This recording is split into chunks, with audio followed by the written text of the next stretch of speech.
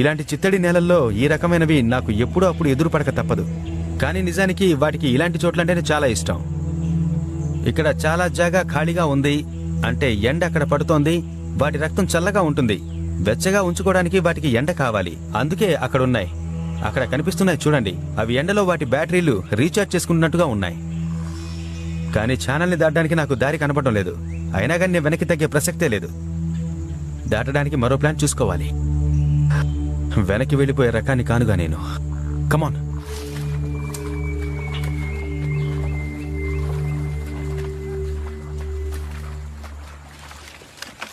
ఇక్కడ మనం మరీ దగ్గరగా వెళ్ళామంటే అది ప్రమాదం. ఈ ఛానల్ని దాటడానికి అదిగో ఆ చెట్టే సరైంది. నా అంచనా కరెక్టే. హరికెన్లు వచ్చినప్పుడు ఈ చెట్లు చాలా ఇలా కూలిపోతుంటాయి. ఇక్కడ గత 5 ఏళ్లలో 7 హరికెన్స్ వచ్చాయి. కానీ ఇక్కడ